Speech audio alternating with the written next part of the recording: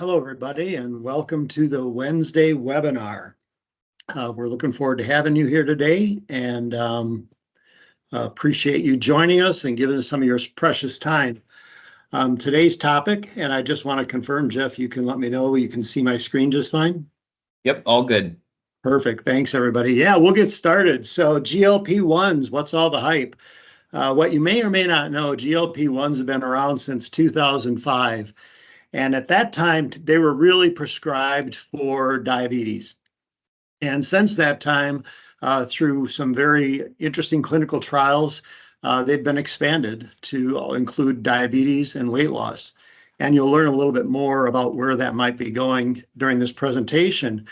So interestingly enough, this whole weight loss conversation has created a lot of conversations, and we're going to kind of get into that topic today.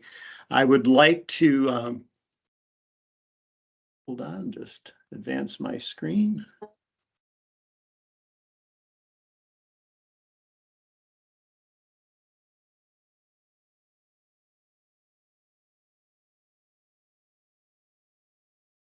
Apologies here. My screen is not advancing.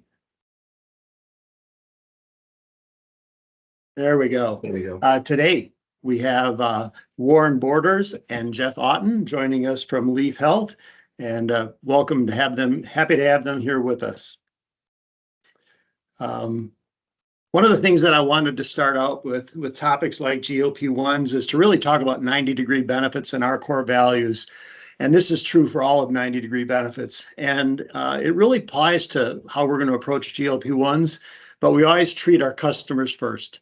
And that's critical as we approach anything, as we work with our trusted advisors, our clients. We want to be strategic in how we do our business and not just come out with some ideas that may or may not work. We're going to be accountable. Everything that we do and represent, we're going to account for that. But you need to know that for topics like this, we're going to be courageous, we're going to be forward thinking, and we're going to be dynamic. And it's important for you to know that core values are promoted within 90-degree benefits with our customers and our trusted advisors, and we believe in them strongly. So thanks for that. Introductions. I mentioned Warren Borders. We're very blessed to have Warren on our team. He's been in the pharmacy business since 2005.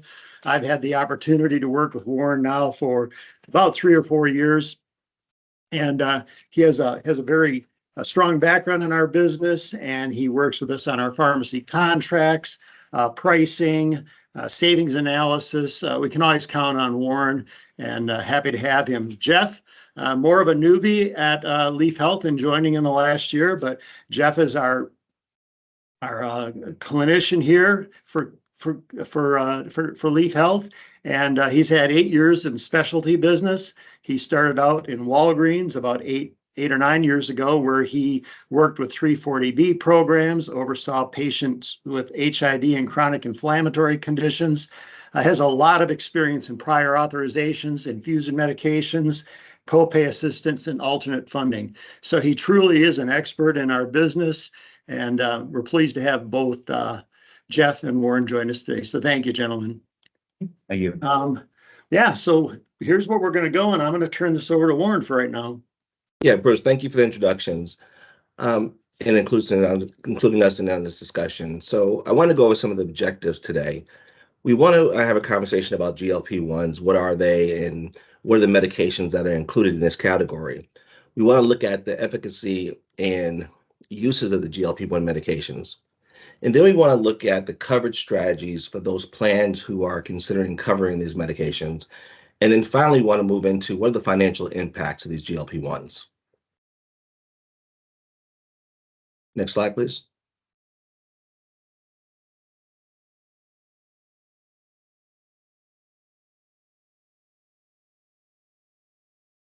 So, Jeff, there's been a lot of talk in the marketplace about this category of drugs. And so can you elaborate more about what are GLP-1s? Sure, absolutely. So yeah, we're always talking about these GLP-1 medications. I think as we look on this next slide as well, we'll see, we've got a good image showing what GLP-1 actually is in the body. So What GLP-1 is, it's a natural hormone already produced in the body. These medications are just mimicking that. So GLP-1 naturally produced in the small intestine in response to a person intaking food. The functions associated with GLP-1, this graphic here is showing kind of the things we know clinically, already proven in clinical trials, mostly in the benefit of diabetes and weight loss.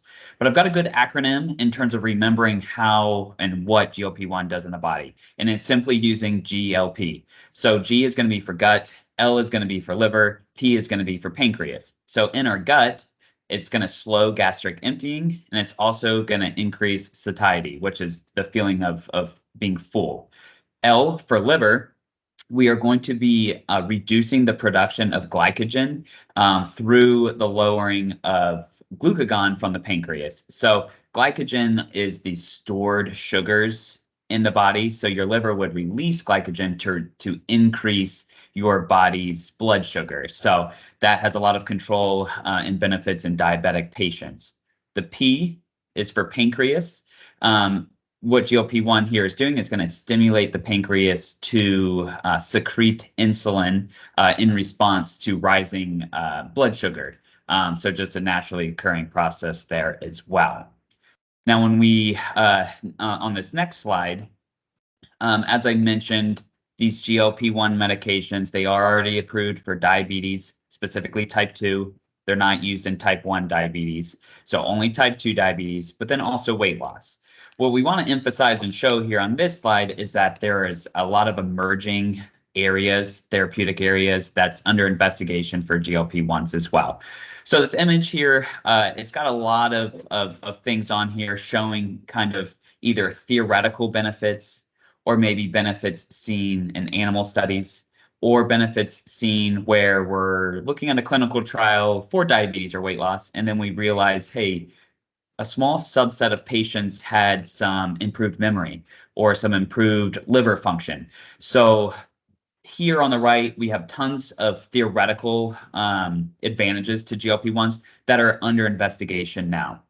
So when we look at these current clinical trials, we have clinical trials with GLP-1 medications looking at heart failure, peripheral artery disease, diabetic kidney disease, Alzheimer's and Parkinson's, and then some fatty liver diseases as well. And the reason I bring this up is that they're only approved for weight loss and diabetes, but the discussion on these GLP-1 medications, they're not going away. There's going to be more and more evidence coming out and that make GLP-1s look good and how they can help us. So these are just kind of ongoing emerging clinical trials that we'll probably see in the next few years. We can go on the next slide here.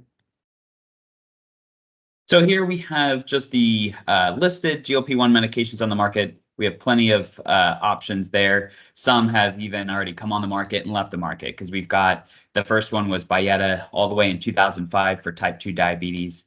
The main thing I want to point out with showing you all these medications is that we've got multiple brand names for these generics. So liraglutide, we've got Victoza and Saxenda. Same medication. One's being used for type 2 diabetes. One's being used for weight loss. So there's really no difference, or there is no difference in the medications. It's just they're only branded based on their indication. So same thing when we're looking at semaglutide, which we know as Ozempic and Wegovy. Same medication, just different uses. And then our newest one, which is tirzepatide, which is Mounjaro and Zepbound. Again, same medications, just different indications. Just wanted to point that out so you kind of know when you're hearing either Mounjaro or Zepbound, we're really just talking about the same medication there. So just a question for you, Jeff, and why didn't the pharmaceutical try to get Ozempic approved for diabetes and weight loss? Why did they come out with Wegovy? What's behind that? Yeah, that's a good question. And they haven't really come out and said exactly why they did that. So it's more of just kind of theoretical, but in a way it makes sense to where they may have known that this sort of discussions and pushback may come from a weight loss medication. So in doing so, having Ozempic for type 2 and Wegovy for weight loss, what they did is allowed like employers or plans to say, hey, we're not going to cover Wegovy, we're going to cover Ozempic. Where if they would have had Ozempic be approved for both indications, they could run the risk of plans saying, hey, we don't want to cover weight loss, we're not going to cover Ozempic. And that would allow like a medication like Trulicity that's only for type 2 be like, hey, we're not going to cover Ozempic, we're going to cover Trulicity because we don't want to deal with the weight loss aspect. So separating them allowed plans to exclude one but not the other, so they don't run the risk of not covering Ozempic. So they haven't specifically come out to say that, but that's basically the thought process out there in the market. Makes a lot of sense. Thanks. Mhm. So Jeff, you mentioned drugs like Ozempic and Wegovy, and there are a number of other drugs out there in the market under the GLP-1 category. Can you talk about how well do these drugs work? Sure, absolutely. So yeah, there's new clinical trials coming out now recently and ongoing. One I wanted to point out is kind of the newest one that just came out in November of 2023, so just the end of this past year. It's called the SELECT trial. So what this one did, it was looking at semaglutide. So we know that as Ozempic or Wegovy. They were looking at overweight or obese patients. These patients did not have diabetes. So just overweight or obese, and they already had cardiovascular disease, but they wanted to look at these patients and look at preventing ongoing cardiovascular events. So they looked at these patients for about an average of 33 months, so almost 3 years. What they found was a 20% reduction in major cardiovascular events. So they were looking at, cardiovascular death. They were looking at heart attacks and strokes. When they combined all three of those parameters together, they showed a 20% reduction, which was a significant difference compared to placebo. So really, I wanted to point out this trial, one, because it's new, but two, is that these medications are not only benefiting patients to lose weight, but having the benefits of losing weight, like lowering our cardiovascular risk. So as more and more of these trials come out, it's going to be a little bit harder to not cover these medications if there's more of these trials showing these added benefits out there. So just kind of wanted to highlight that trial. In terms of weight loss, not really going to get into the actual specifics on the weight loss trials because we know these are very good medications. We know they work in helping patients lose weight. So really just very high level on that. We have Saxenda. All those clinical trials usually showed about a range of a 7 to 9% weight loss based compared to their baseline weight. Wegovy showed about 15 to 17% weight loss, and then Zepbound showed 18 to 22%. So patients were losing about a fifth of their body weight during their clinical trials. Good information. To all the attendees, I forgot to mention in the beginning, if you do have a question, just put it in the chat box, and I'll be happy to ask Jeff or Warren to give us an answer. So thanks for that. Okay, so there we go. Yeah, so Jeff, clearly when you're looking at these medications for weight loss, they're very effective medications, and the clinical trials are showing positive outcomes. So based on that, what is the real issue here? Mhm. Absolutely. So, right. So these are very effective. We know they work. So the issue is the number of patients that would be eligible for these therapies. So when we look at how these are indicated, like FDA indicated for weight loss, the first criteria is just having a BMI greater than or equal to 30.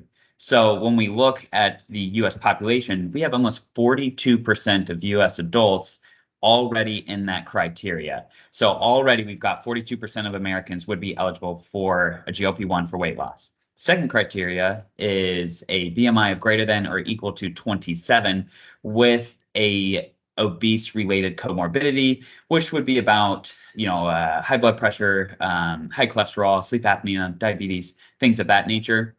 But when we look at the US population, again, we've got almost 31% of patients that are considered overweight.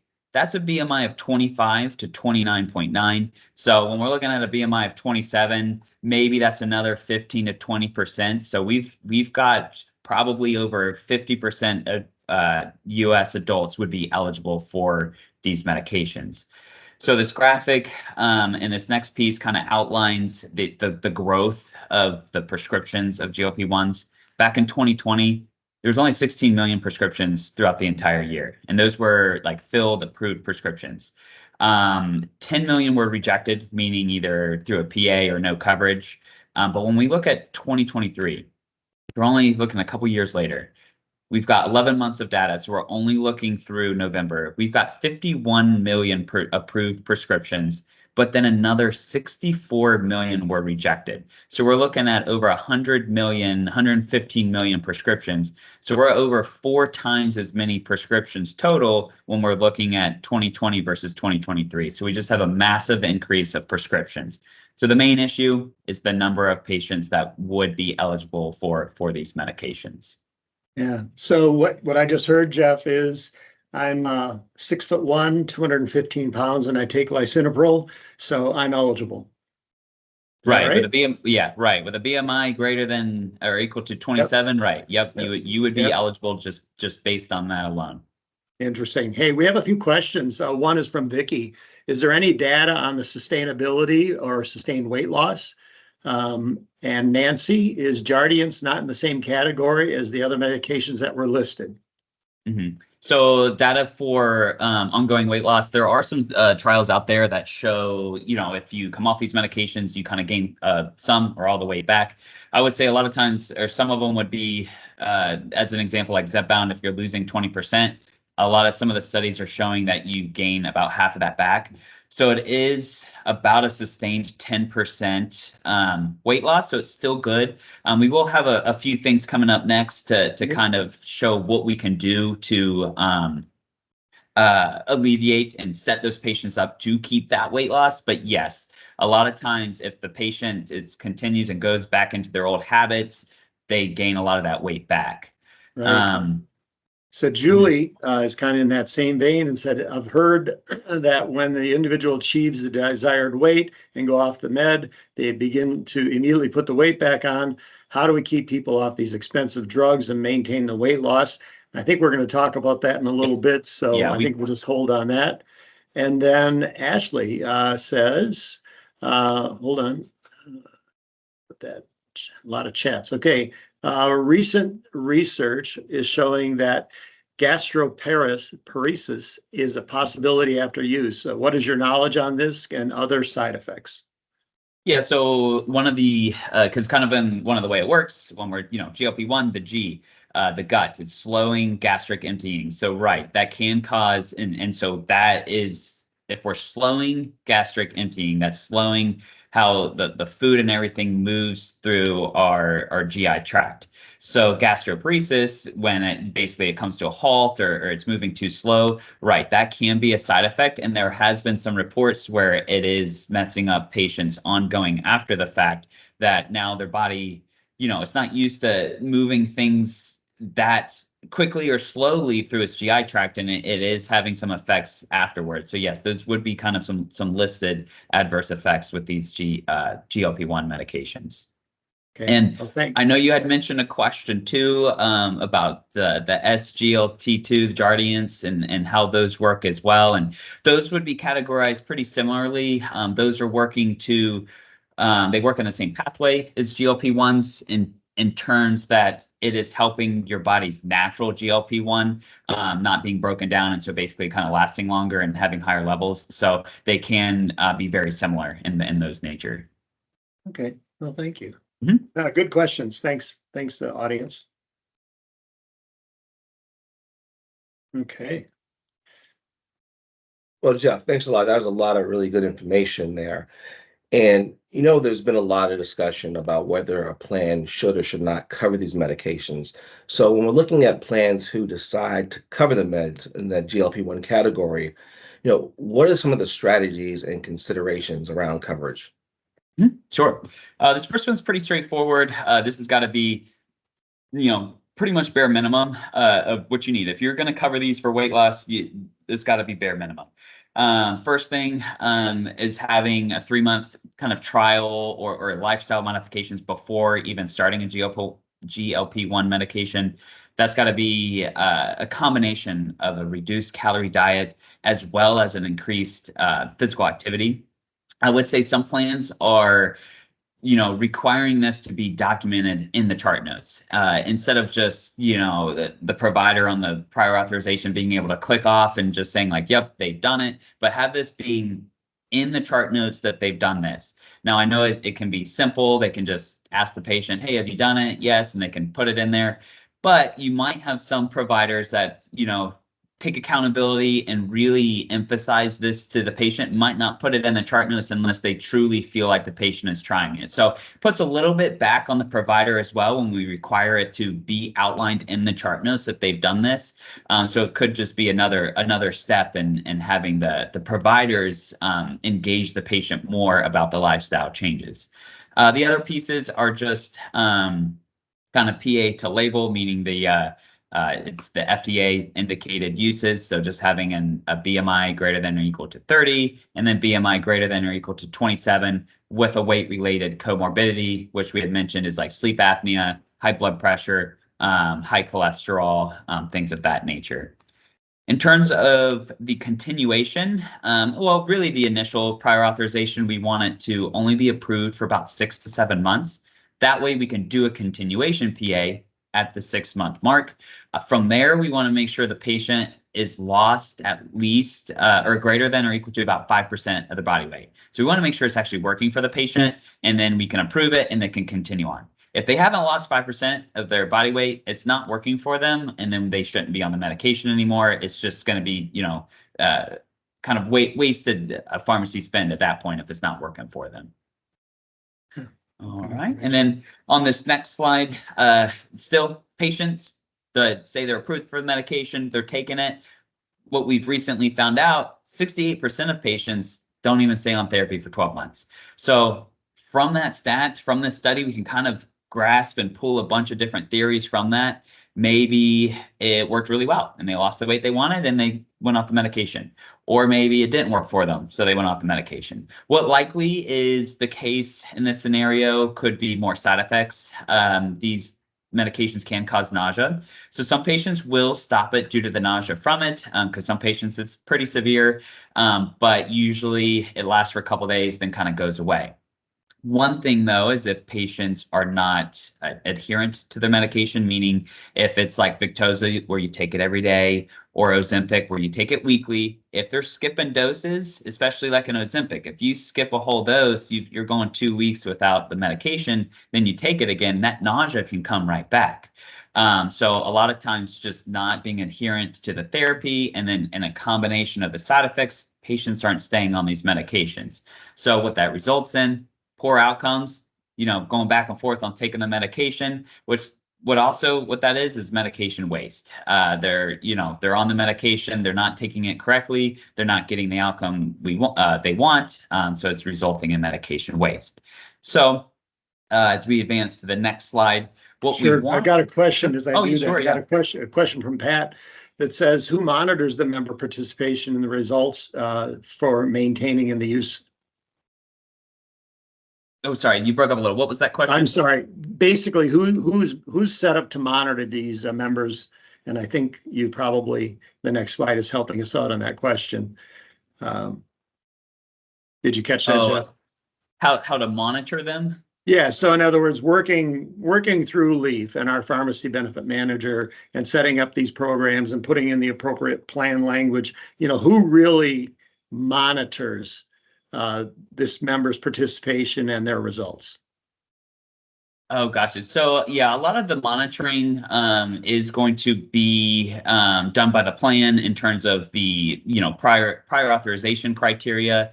I guess this might tie into a little bit of the question as well, is whenever we are looking at those diet and lifestyle programs. So basically we want to set the patient up for success in terms of, we know these medications work. We know they're going to lose up to 20% of their body weight, but whenever they come off the medications, they're staying in the lifestyle they were in before and they're gaining it right back. So setting them up for success, we want to utilize programs. Here I just have an example like Virta Health. It's kind of a virtual coaching platform. It's clinician guided, like classes and meetings. From there, they're talking to the patients about nutrition, exercise, sleep, all the foundational elements to a healthy lifestyle. So we want to set these patients up alongside of their GLP-1 medication to have continued success beyond the therapy itself, because they'll likely stop the therapy once they've stopped losing weight, and then they're going to be reliant on their own lifestyle. So in these medication, or excuse me, these programs as well help with medication adherence in terms of talking to them about taking their medication, but also just coming to these meetings and having the patient be accountable for their own health. You could even require these programs to be mandatory to continue or beyond these GLP-1 medications as well. Great. And I know we have these. Sorry, go ahead. Well, no, just not a shameless plug, but for everybody on this webinar, Virta is available to your customers. So if you're interested, talk to your 90-degree benefit contact person, and we'll be happy to talk to you about it more. Yeah, and so with these programs being available, I know we've got these listed, or this is basically listed in the category of if we are covering GLP-1 weight loss medications, but they really should be utilized in either scenario. So if we're not covering medications, but still using, or excuse me, if we're not covering GLP-1s, we still want to use programs like Virta, because maybe we are debating on covering these in 2024 and 2025. So those couple of years of patients just being in the Virta programs, maybe they change their lifestyle and lose the weight. And then by the time 2026 comes, where the plan has decided to cover GLP-1s, they've already lost the weight and they might not need GLP-1 medications at that point. Or they've got the foundational elements of a healthy lifestyle to go alongside with their GLP-1s already in place. They've been doing it for a year, and then they're set up for success from there. Well, Yeah. Jeff, you just touched a little bit upon what if they don't cover GLP-1 categories, that they should still use a program like Virta. Can you get more in depth about what if the plan does not decide to cover these drugs? Sure. So pretty much if we are not covering these, the GLP-1 medications for weight loss, what we're technically doing is we're under-treating obesity, which it's very well studied and very well known that obesity causes other comorbidities. So what this slide is highlighting, as we move from left to right, we're looking at percentage of weight loss. And then from top to bottom is a reduction in risk of developing said condition. So if we're kind of just picking one, just to kind of look at a few, the very bottom line, kind of a bluish color, is hypertension, so high blood pressure. If we're just looking at a 10% weight loss, that's a 40% reduction in high blood pressure. And then right alongside that same one, the green one is type 2 diabetes. Again, even a 5% weight loss, we're already looking at a 30% reduction in type 2 diabetes. 10% weight loss, we're kind of in the range of a 35% reduction. So we've got other disease states in here as well, really just showing the more weight loss, the more advantages to, or the more risk reduction for these conditions. We can advance to the next one. So the next one are kind of the financial implications of not covering diabetes, or excuse me, obesity. These are a little more like a long-term outlook, because what we're looking at here is this is the annual spend and the medical expense for obese patients when we're comparing them to non-obese patients. So the first one to look at here is the bottom left graph. It's just showing obesity versus non-obesity. So as you can see, it's showing around 2,000, even pushing up close to 4,000 more per year. And then on average, when you average all that out, it's about $1,900 per year of excess medical spend when you're looking at an obese patient versus non-obese. And just bottom right graph, just also wanted to break it out a little bit as well. When you just show overweight, moderate obesity, and severe obesity. So severe obesity is this blue-purple line. That one has a significant difference. That number, when averaged out, is looking at about a $3,000 medical annual medical expense compared to a non-obese patient. So this is a little more long-term aspect because I know the price upfront for a year or two of these GLP-1 medications are a lot more than just $3,000 a year. But this kind of puts into perspective what the advantages are long-term if we were to cover these medications. So obviously, not covering them would just be excluding them. So the patients would not have access to them, but the plan and employers would be saving money. But one thing I wanted to point out here is that the patients aren't completely left out.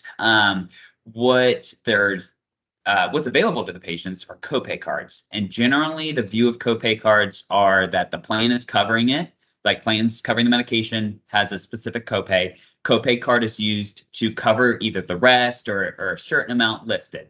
Well, for these medications, specifically Saxenda, Wegovy, and Zepbound, the copay cards can be used for even if there's no coverage or if the prior authorization has been denied. So these will bypass the insurance and go directly through the copay card. And I've got listed how much each card will pay. Saxenda doesn't pay too much. It's only $200. So coming off a list price of $1,349, patient pays almost, over $1,100. So it's still fairly expensive. But when we look at Wegovy and Zepbound, Wegovy's paying $500 a month on it, the manufacturer is. So the patient's price would only be $849. Zepbound pays a little more and it has a cheaper list price. So the copay or price, cash price kind of for the patient would be just under $500 a month.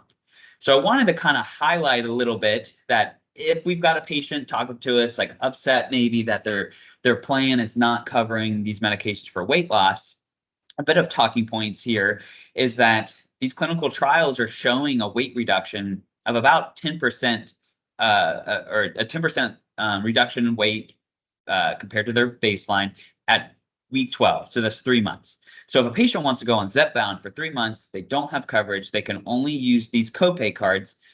It's really going to be a price of about $1,500, which I know it's still expensive, but for some people could be manageable to try something. Hey, I just want to jumpstart my weight loss, get a good head start, get a good trial of it, and then I can use my lifestyle modifications from there. I can lose 10% of my body weight through 3 months at $1,500 and then continue on from there. So just a couple of talking points there if we're not covering these medications.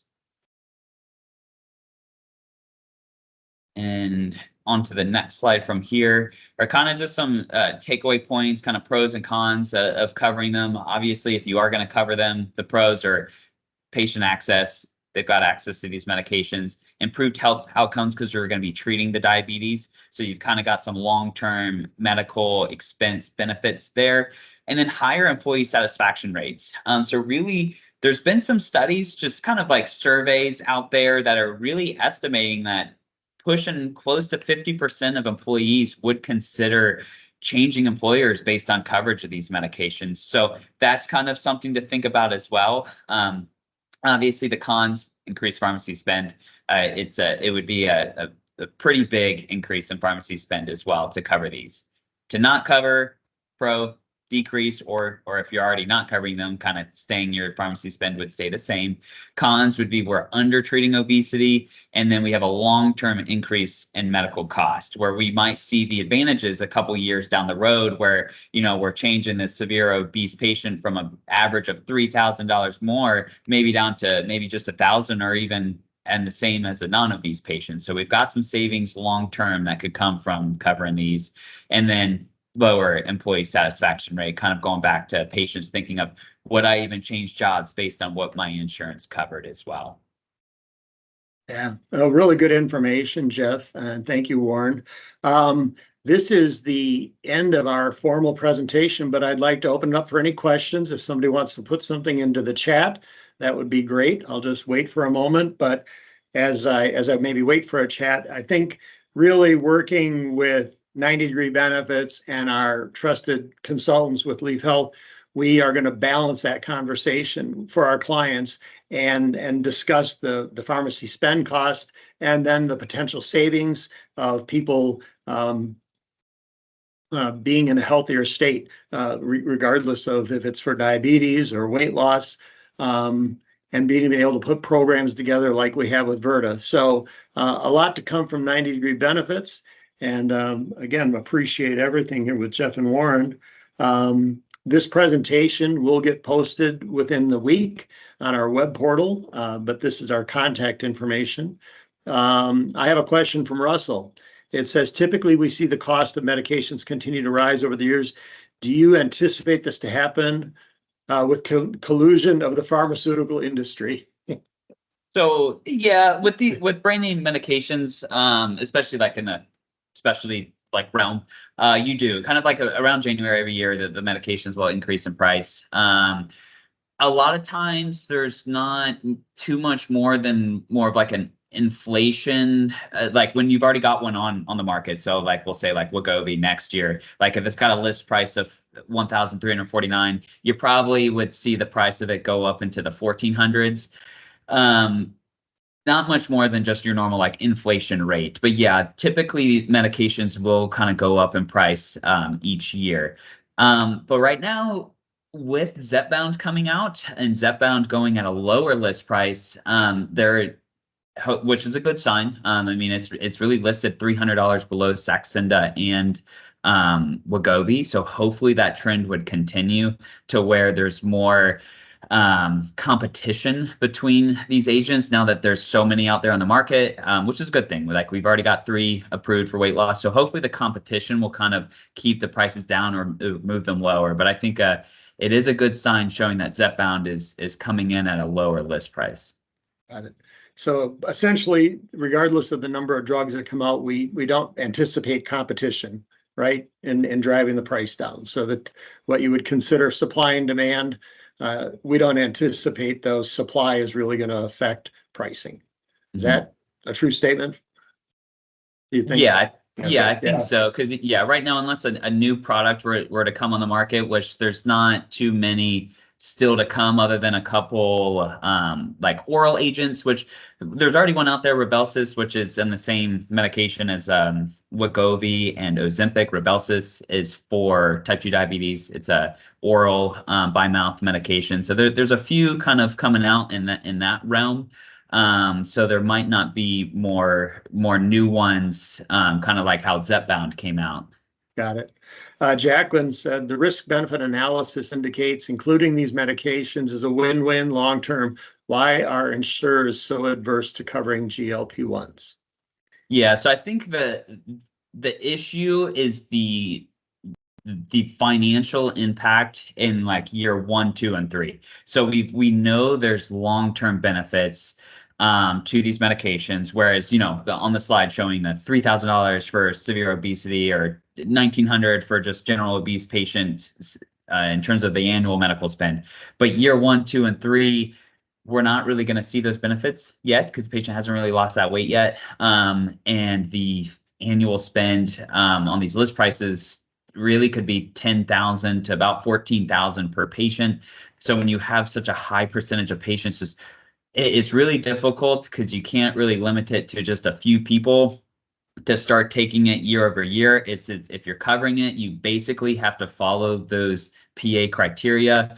And as we mentioned, almost 50% of people are eligible. So it's just too many people would take it at one time is the main issue. If we were able to have more strict PA rules, that would probably be beneficial, but you have to follow that labeling, and basically you have to follow that FDA labeling. Yeah, thank you. Garrett, and you just said 68% don't adhere, so it's cost and adherence. Why some don't just turn it on? So I guess that's more of a comment. Yeah, I think probably mentioning if 68% of people aren't staying on it, then you would have a bunch of people start it and then kind of stop it. Like 68% of people are stopping it. I think the issue there is even though 68% of people are stopping it, they're probably stopping it, and then 3 months, 4 months, 5 months later, be like, oh, I just gained the weight right back. I need to get back on it. So then they're stopping it and then starting it and then stopping it and starting it. So it's not so much like, oh, 68% of people are going to be done with it. I'm really only paying for 32% of patient to stay on it. It's probably more of someone just on, off, and it's just going to be a continued years and years of the patient on and off taking Wegovy. So I think that's where the real issue comes from, patients not staying on it. Yeah, and that just drives home the point that this has to be a strategy of not just whether you're going to cover it or not, but having that support program like Averta in place to help support that individual and get through the ups and downs of trying to lose weight and the medication, possibly side effects. So, well, good. That appears to be the end of the questions that I have. I just want to thank everybody. We had, over 90 people joined us today. Life is busy for all of you, so thank you for taking time out of your day. And a special thanks to Warren and Jeff. Working with you is truly terrific, and look forward to bringing strategies to the marketplace on GLP-1s. Thank you, everybody, and have a great, great day. All right, thank you all. Take care. Bye.